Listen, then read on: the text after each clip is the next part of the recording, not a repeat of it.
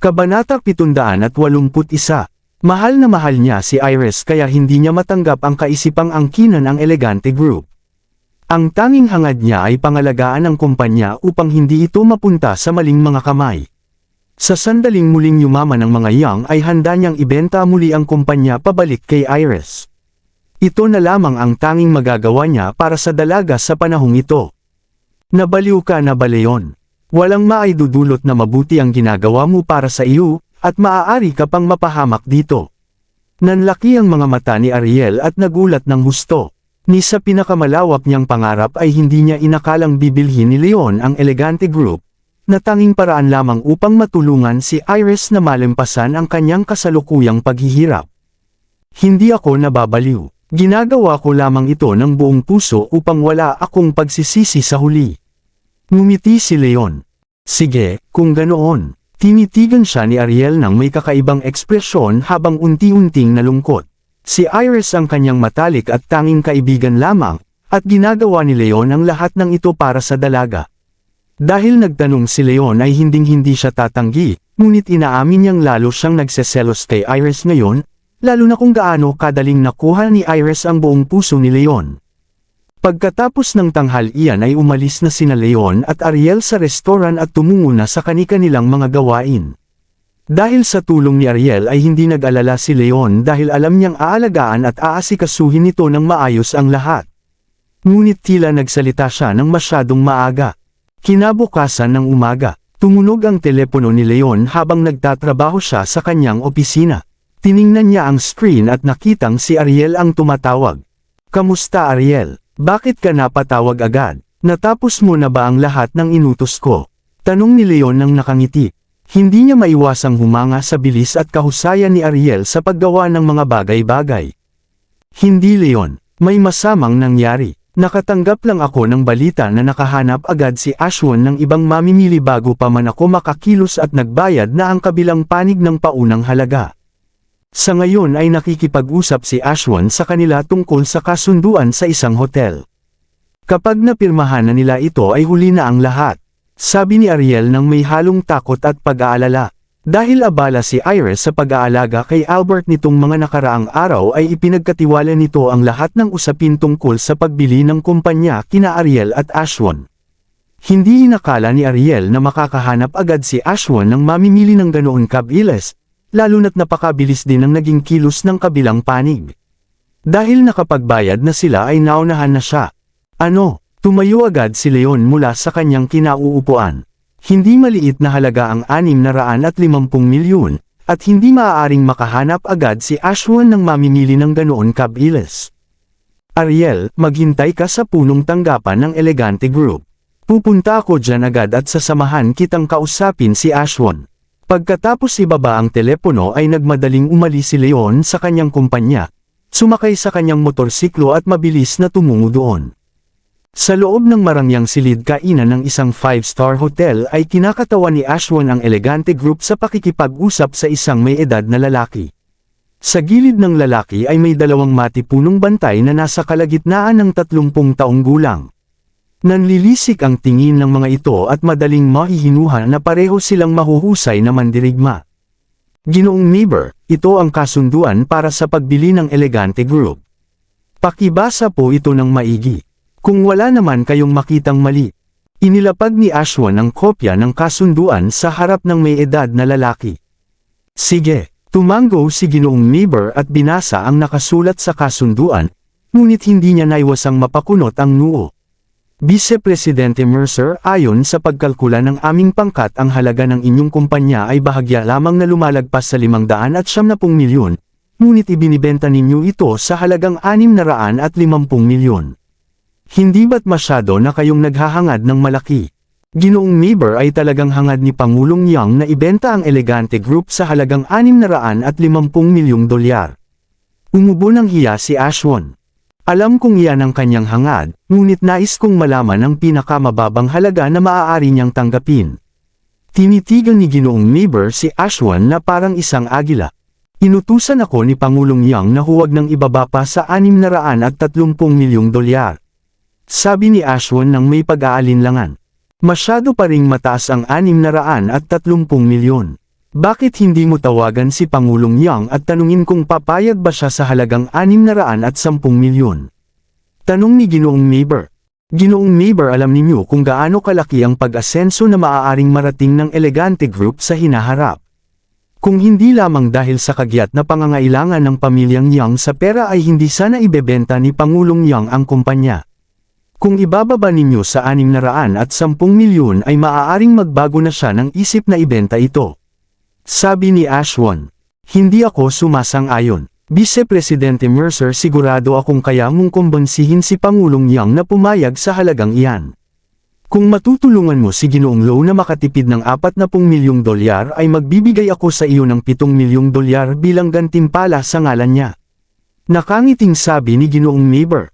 Ang tinutukoy niyang si Ginoong Lo ay walang iba kundi si Jacob Lo. Ang dahilan kung bakit ibinebenta ni Iris ang Elegante Group ay dahil sa banta ni Daisy.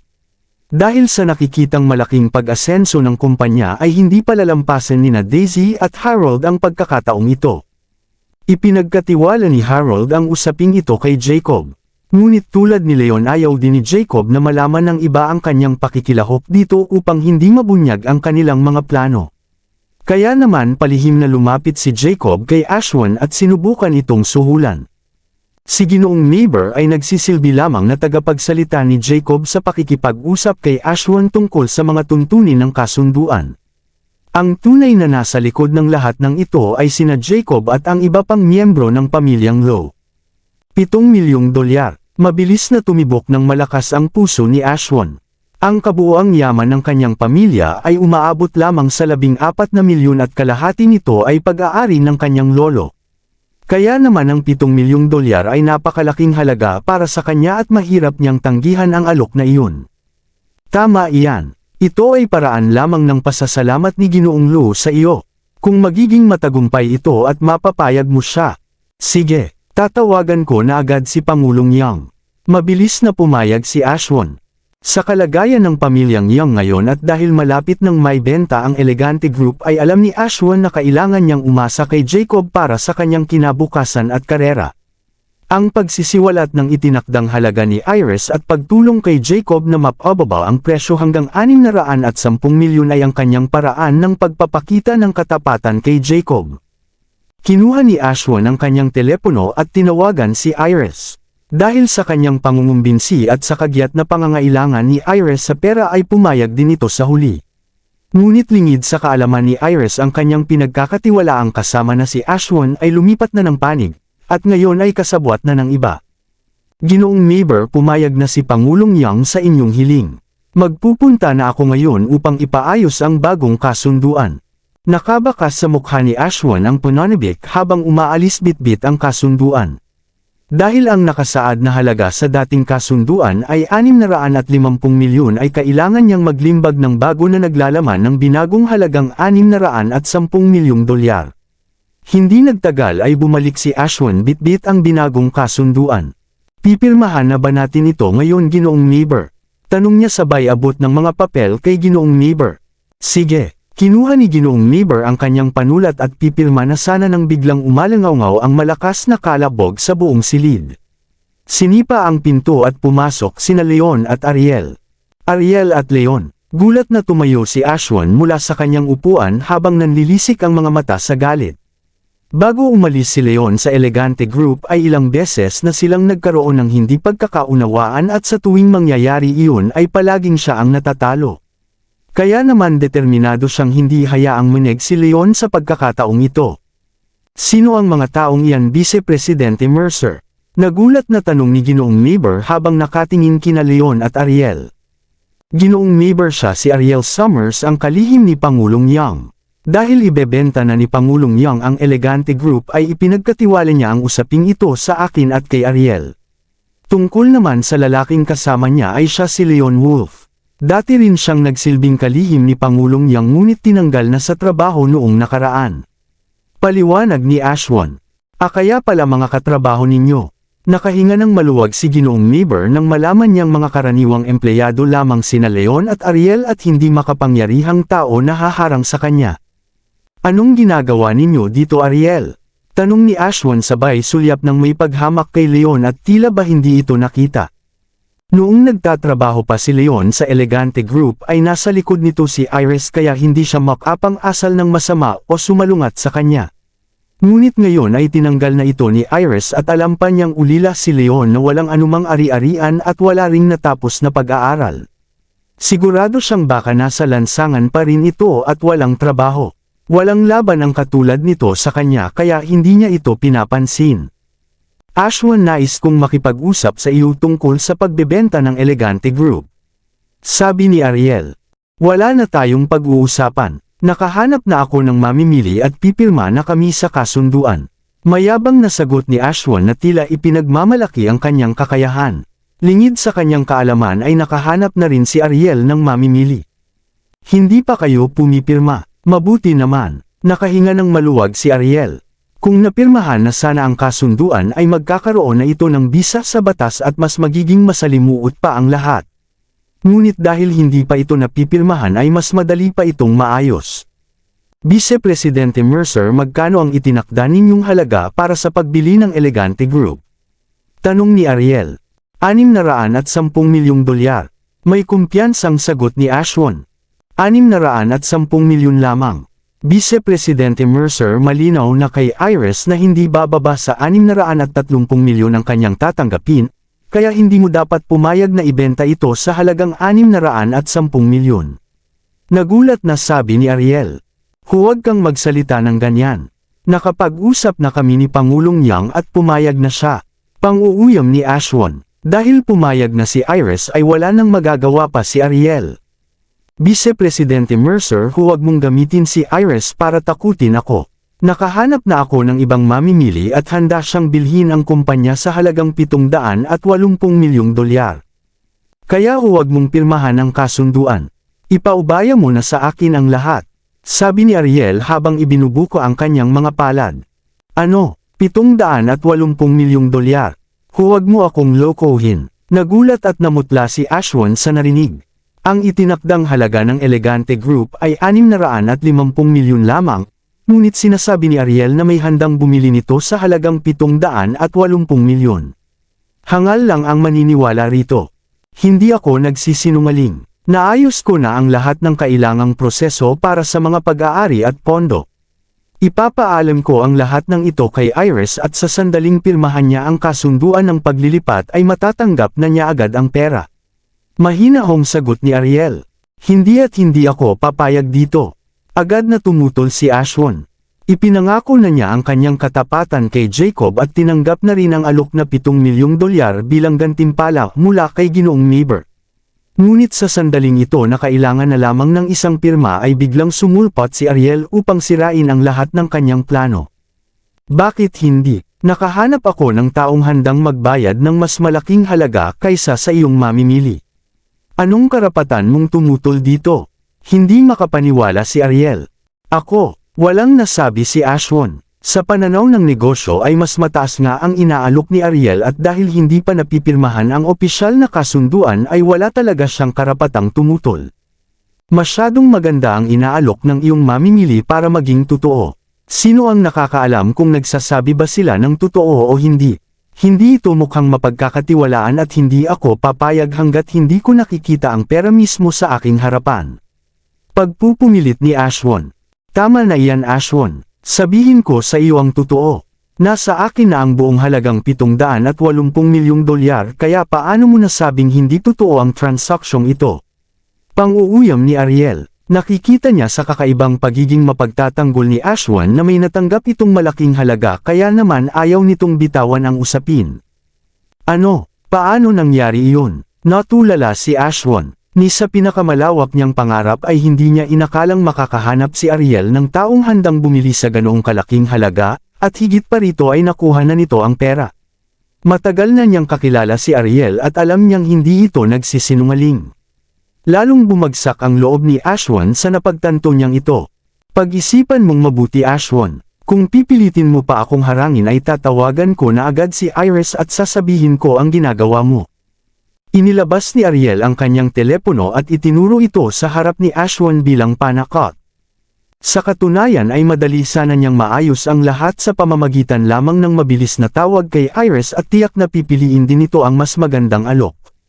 Ngunit sa kasamaang palad ay determinado si Leon na manatiling nakatago at ayaw niyang malaman ni Iris ang kanyang pakikilahok dito. Kung hindi sana ay tumawag na agad si Ariel at hindi na kailangang pumunta pa rito upang harangin si Ashwan sa pagpirma kasama si Ginoong Neighbor. Ako, namutla si Ashwan at seryosong tumingin kay Ginoong Neighbor. Naintindihan ito ni Ginoong Neighbor at agad na kinuha ang kanyang panulat. Kapag napirmahan na nila ang kasunduan ay kailangang magbayad ang sinumang tumalikod ng 30% ng kabuoang halaga ng pagbebenta. Paano ninyo nagawang manday? Panghahamak ni Leon sabay hakbang pasulong at agad na kinuha ang dalawang kasunduan. Anong ginagawa mo, Leon? Ibalik mo sa amin iyan. Dumilim ang mukha ni Ashwan at sinubukang bawiin ang mga papel. Iwinasiwas lang ito ni Leon nang walang kahirap-hirap at si Ashwan na hindi naman talaga kalaban ni Leon sa lakas ay agad na bumagsak sa sahig. Kabanata 785. Hoy salot, ibalik mo yan agad o kung hindi. Galit na ibinagsak ni Ginoong Neighbor ang kanyang kamay sa mesa at tumayo. O kung hindi ano, ipakita mo nga kung ano ang kaya mo. Tumawa ng bahagya si Leon at tinitigan ng masama si Ginoong Neighbor. Ikaw ang may gusto nito. Lubos na nagalit si Ginoong Neighbor at agad na lumingon sa dalawang bantay sa kanyang likuran. Turuan ninyo siya ng leksyon at huwag kayong mag-atubiling ibigay ang lahat ng inyong makakaya.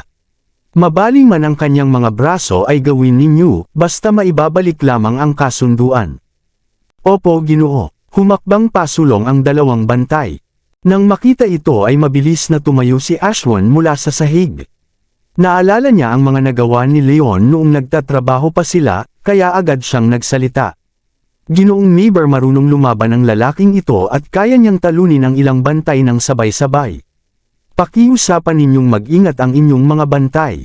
Ayos lang iyan, wala iyon. Huwag kang mag-alala, Vice Presidente Mercer, ang dalawang ito ay mga mandirigmang ipinadala sa akin ng amo. Gaano man kagaling ang salot na ito ay hindi siya magiging kapantay nilang dalawa. Pang-uuyam ni Ginoong Neighbor, nakita na niya ang kakayahan ng mga ito, kaya tiwala siya sa kanilang lakas. Talaga ba? Mabuti naman kung ganoon. Labis na natuwa si Ashwan. Ang kanyang lolo ay may kaunting bahagi sa pag-aari ng Young Group, kaya naman palagi siyang malapit sa pamilyang Young. Dahil ang mga Young ay pamilya ng mga mandirigma ay marami siyang narinig na kwento mula sa kanila, at alam niyang walang laban ang karaniwang tao sa mga sanay na mandirigma. Dahil ang dalawang bantay na ito ay ipinadala ni Jacob upang magbantay ay tiyak na madali lamang para sa kanila ang talunin si Leon. Tulungan ninyo akong talunin ang salot na ito ng tuluyan, upang matuto siyang huwag na akong suwayan pa sa hinaharap. Sigaw ni Ashwan. Nakakainis, bata pa naman iyan. Hindi na natin kailangang pareho pa. Dexter, ako na ang bahala dito. Madali ko lang siyang matatalo na parang humahampas lang ng langaw, at hindi mo na kailangang mag-abala pa. Sabi ng mas batang bantay habang nangungut siya. Sige nga, Warren. Nandito lang ako kung sakaling kailangan mo ng tulong. Ngumiti si Dexter habang umaatres sa gilid at itinupi ang mga braso sa harap ng dibdib. Malinaw na minaliit nila si Leon dahil sa kanyang murang edad. Ikaw na mauna, batugan. Isang daliri ko lang ang gagamitin ko laban sa iyo. Kung kaya mo akong harapin ay papatawarin pa kita at palalayain. Sabi ni Warren sabay turo ng kanyang hintuturo kay Leon na parang tinatawag ito. Talaga ba? Sige, tinatanggap ko ang hamon mo. Tumawa si Leon sabay turo rin ng kanyang hintuturo sa dibdib ni Warren. Batugan ka. Kumislap ang matinding galit sa mga mata ni Warren. Ginamitan din siya ni Leon ng hintuturo matapos niyang sabihin na iyon lang ang gagamitin niya. Malinaw na nais siyang hamunin at ipahiya ni Leon. Isang malamig na ngisi ang gumuhit sa labi ni Dexter habang nanunood sa gilid.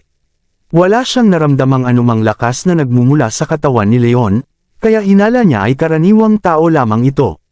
Si Warren naman ay nasa antas na ng intermediate innate state at kaya niyang mapinsala si Leon gamit lamang ang isang daliri. Nakakatawa, hindi niya alam ang kanyang pinasok. Parehong nangungut siya sina Ashwan at Ginoong Neighbor. Manipis at marupok ang daliri ni Leon, samantalang matalim at matapang ang pagturo ni Warren. Sa paningin pa lamang ay malinaw na kung sino ang mananalo sa labang ito. Hindi na kailangan pang maging matalino upang malaman na walang laban si Leon kay Warren. Sa pagdikit ng daliri nila ay may narinig na malakas na lag-utok at nabali ang daliri ni Warren sa gitna. Ang lakas na lumabas mula sa daliri ni Leon ay agad na tinalo ang sariling lakas ni Warren at tinamaan ito ng malakas sa dibdib kaya tumilapon ito palayo. Sa lakas ng tama ay tumama siya sa pader sa likuran at bumagsak sa sahig. Paano ito nangyari? Sabay-sabay na nagulat sina Ashwan, Ginoong Neighbor at Dexter. Wala ni isa sa kanila ang nag-akala na ang tila mahina at mabagal na galaw ni Leon ay makababali ng daliri at makasasakit ng ganoon kalubha kay Warren. Kung hindi nila ito nakita ng sarili nilang mga mata ay hinding-hindi sila maniniwala na totoo ito. Si Dexter ang pinaka-nagulat sa lahat.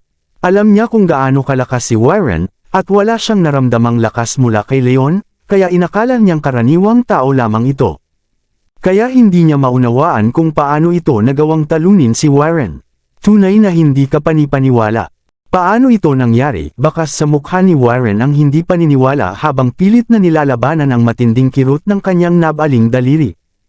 Nasa gitnang antas na siya at ang pagkatalo niya ng ganoon kadali ay nangangahulugang mas mataas pa ang antas ni Leon, marahil ay nasa pinakamataas na antas na ito.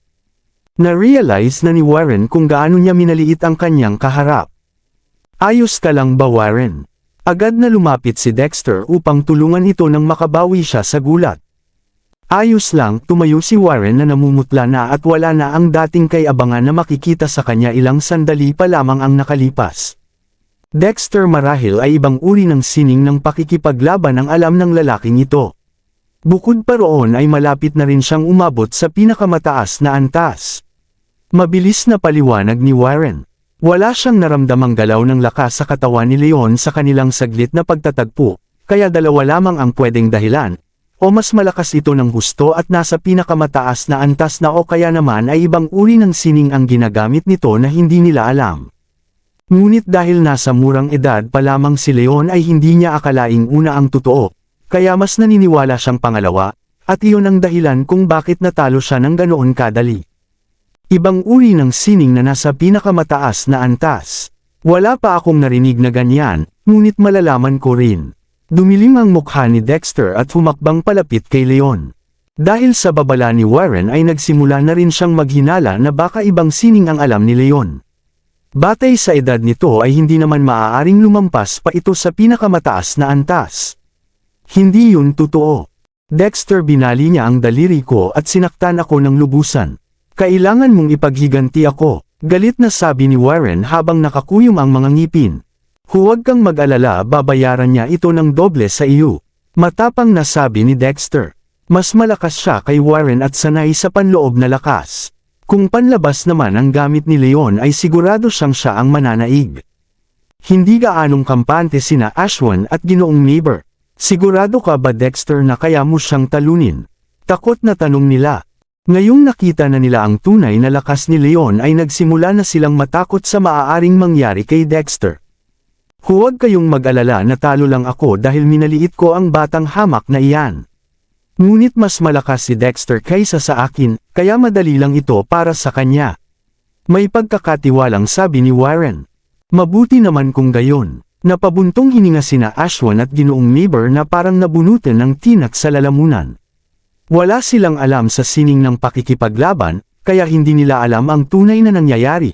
Ngunit dahil si Warren na mismo ang nagsabing mananalo si Dexter ay maniniwala na sila rito. Muli silang umasa sa sinabi ni Warren. Hindi sila pinansin ni Leon at sa halip ay tumingin kay Dexter. Gusto mo na rin bang mamatay? Huwag kang masyadong mayabang, batang hamak. Ano naman kung nasa pinakamataas na antas ka na ng panlabas na lakas? Ipapakita ko sa iyo kung sino ang mas malakas.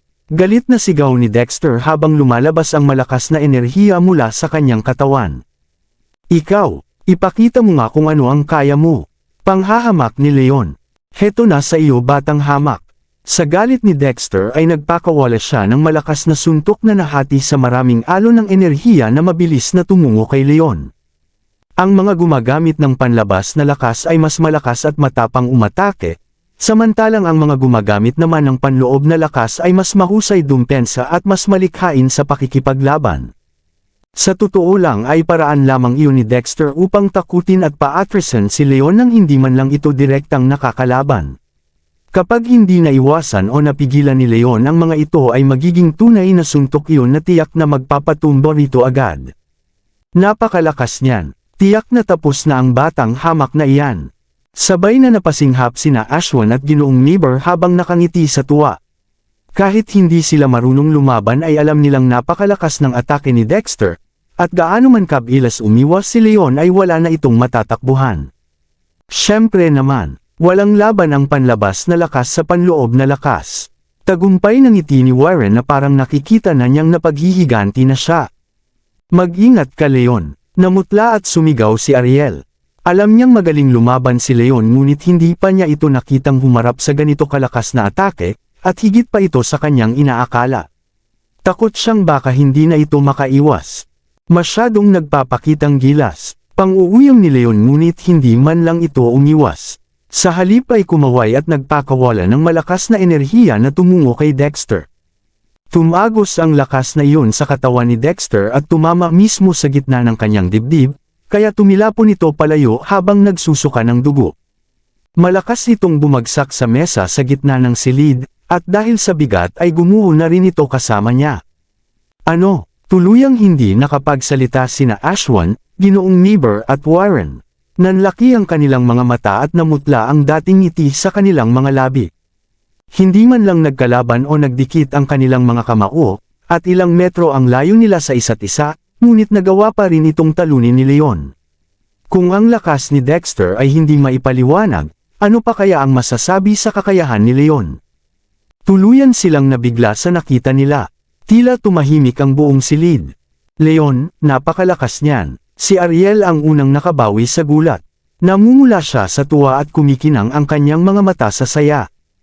Ilang beses na niyang nakitang lumaban si Leon noon, ngunit ngayon lang siya nakakita ng ganito kalakas na atake. Mas higit pa ito sa inaakala niyang kakayahan ng lalaki. Higit sa lahat ay mahilig siya sa matatapang at malalakas na lalaki tulad nito, at ilang beses na rin siyang iniligtas ni Leon sa panganib. Lalo pa nitong pinatibay ang kanyang nararamdaman at lalo siyang nahuhulog dito. Ano iyon? Kabaligtaran ng tuwa ni Ariel ay namutla sa takot sina Ashwan at Ginoong Neighbor at nagsimulang manginig. Tuluyan silang nabigla sa ipinakitang lakas ni Leon at halos mawalan na ng malay si Ashwan sa takot. Noong nasa kumpanya pa si Leon ay ilang beses na rin siyang nanggulo rito, gayong madali lang sana itong parusahan na parang pagdurog lang sa langgam. Sa sandaling iyon ay na-realize na ni Ashwan kung gaano siya katanga na naging kaaway pa niya si Leon. Isang himala na nakaligtas pa siya. Sino ka talaga? Hindi makapaniwalang tumingin sina Dexter at Warren kay Leon. Kahit hindi nila alam kung ano ang ginamit nito ay alam nilang higit pa ito sa antas na kanilang inaakala, at baka nasa antas na ng mga dakilang dalubhasa. Ngunit hindi pa nila ito nakikita noon, at dahil sinabi ni Ashwan na dati itong kalihim sa kumpanya ay inakala nilang karaniwang tao lamang. Hindi nila alam na ang kaharap nila ay walang iba kundi ang namumuno ng Synth-Ion Group. Hindi sila pinansin ni Leon at sa halip ay matalim na tumingin kay Ashwan. Lumapit ito at sinabing Ashwan, panahon na upang ayusin natin ang ating alitan. Ayusin? Anong aayusin natin? Nanginginig ang mga tuhod ni Ashwan habang paatres ng kaunti. Ano pa sa tingin mo? Malinaw na kay Ariel na may handang bumili ng kumpanya sa halagang 780 milyon. Ngunit dahil sa kasakiman mo sa komisyon ay ipinipilit mo pa ring ibenta ito sa halagang 610 milyon. Gaano ka ba kasakim? Nagningas ang galit sa mga mata ni Leon. Tulad ni Ariel ay inakala niyang pera lamang ang dahilan nito. Kahit hiwalay na sila ni Iris ay ito pa rin ang mahal niya habang buhay, at hindi niya matanggap na hahayaan ni Ashwan na mawalan nito ng malaking halaga para lamang sa sarili nitong kapakinabangan. May isip na lamang kung gaano siya nagalit.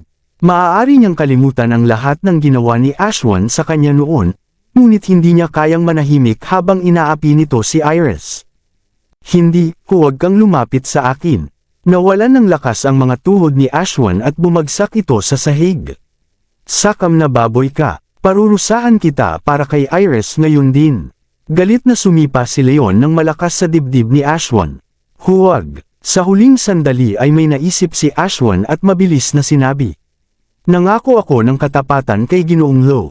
Kapag may ginawa ka sa akin ay tiyak nagaganti siya sa iyo. Maraming salamat sa lahat ng sumusubaybay. Please subscribe and follow my YouTube and Facebook channel, Filipino Novel.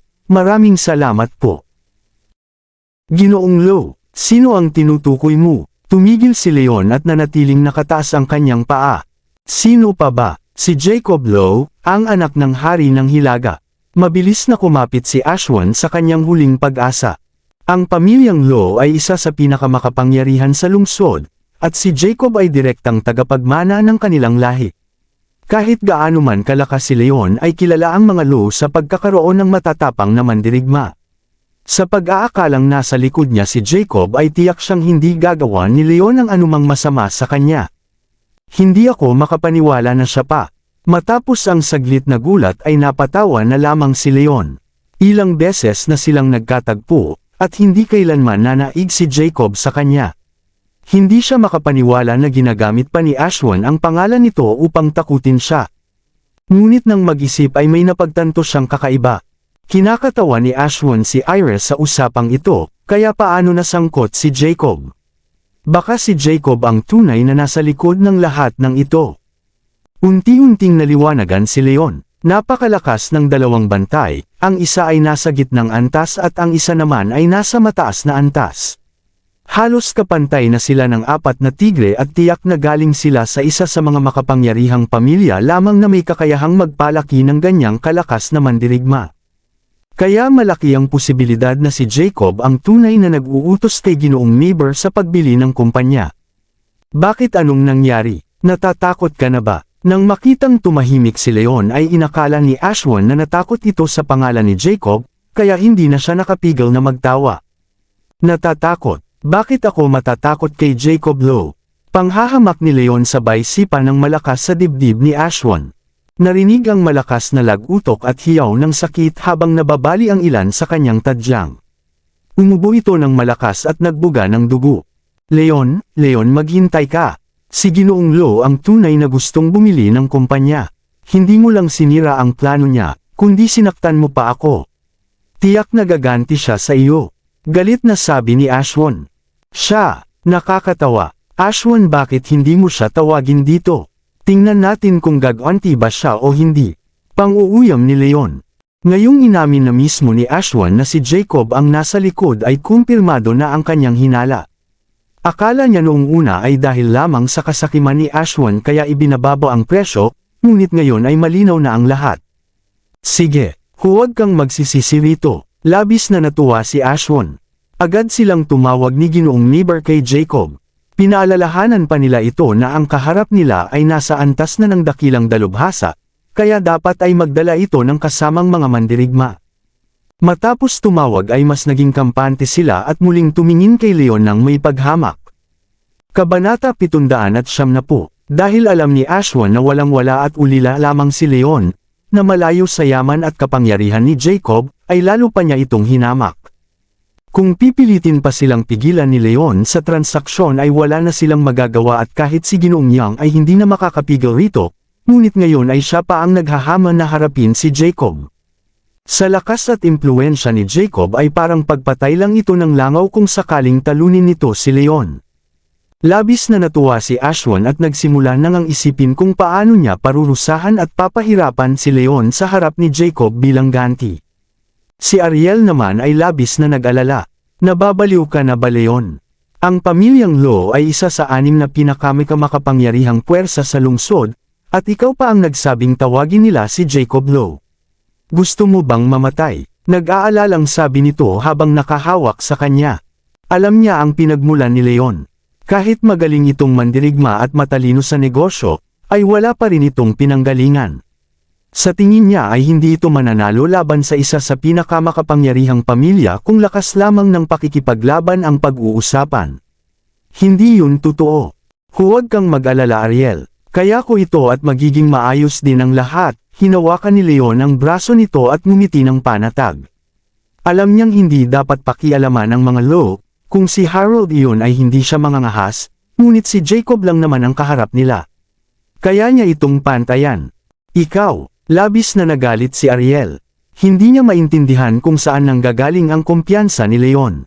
Baka nagiging mayabang na ito dahil sa lakas o kaya naman ay minamaliit ang kakayahan ng mga Law dahil hindi nito alam ang buong katotohanan. Huwag kang masyadong kampante, Leon. Hindi mo alam kung gaano kalawak ang kakayahan at yaman nila. Mas nakakatakot sila kaysa sa inaakala mo. Makinig ka naman sa akin at umalis na tayo agad. Nag-aalalang pakiusap nito. Hinila pa niya ang braso ni Leon upang makalayo bago pa dumating si Jacob. Kapag hindi sila nakalayo agad ay hindi na nila mahuhulaan ang mangyayari. Ariel, hindi naman ako masyadong kampante. Sigurado akong may ibang dahilan kung bakit gustong bilhin ni Jacob ang kumpanya ng palihim. Hindi ko siya palalampasan hanggat hindi ko nalalaman ang buong katotohanan. Umiling si Leon. Naagapan na niya at napagaling si Albert sa malubhang karamdaman, ngunit ilang araw lamang ang nakalipas ay muling nagbago ang isip nito. Pakiramdam niya ay may mas malalim at masamang dahilan kung bakit nila ito ginagawa. Ginagawa mo na naman ito para kay Iris, namutla si Ariel.